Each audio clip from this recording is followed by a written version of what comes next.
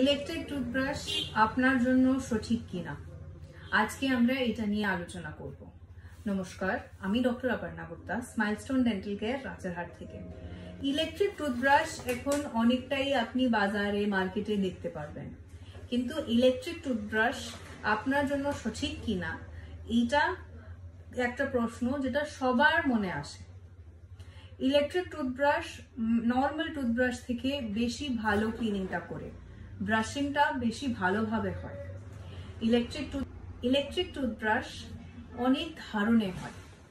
কয়েকটা electric toothbrush থাকে যেটা শুধু ভাইব্রেট করে, আর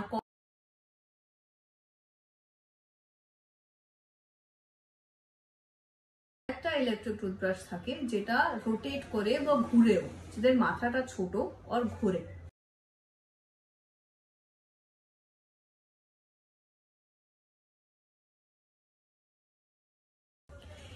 এই ধরনের ইলেকট্রিক টুথব্রাশ যেটা ভাইব্রেটও করে আর মাথাটাও ঘোরে, সেটা বেশি ভালো দাঁতকে পরিষ্কার করবে। কয়েকটা ইলেকট্রিক ব্রাশ এমন থাকে যেটাতে টাইমার দেওয়া থাকে। টাইমারটা আপনাকে সঠিক টাইমে ব্রাশ করতে সাহায্য করবে। কয়েকটা ইলেকট্রিক ব্রাশে প্রেসার সেন্সরও দেওয়া থাকে, মানে বেশি চাপ দিলে ব্রাশটা আওয়াজ করবে বা বন্ধ হয়ে যাবে। ইলেকট্রিক টুথব্রাশ আপনি ব্যবহার করতেই পারেন, সবাই ব্যবহার করতে পারে। যাদের টাইম নিয়ে অসুবিধা হয়, বেশিক্ষণ ব্রাশ করা হয় বা কম সময়ের জন্য ব্রাশ করা হয়, তাদের জন্য ভালো।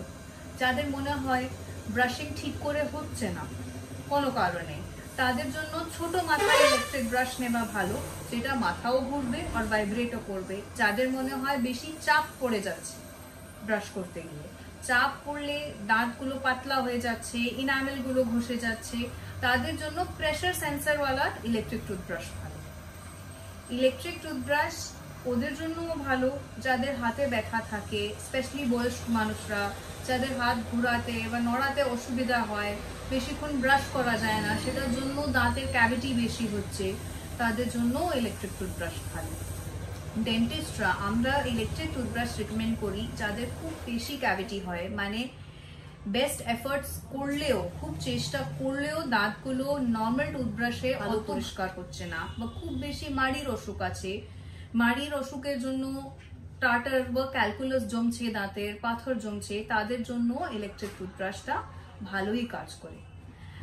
আপনার যদি ডাউট থাকে, আপনি আপনার ডেন্টিস্টকে গিয়ে জিজ্ঞেস করবেন ইলেকট্রিক টুথব্রাশ আপনারা ইউজ করতে পারবেন কি পারবেন না। অন্য কিছু প্রশ্ন থাকলে অবশ্যই আমাকে কমেন্টে জিজ্ঞেস করতে। আপনার যদি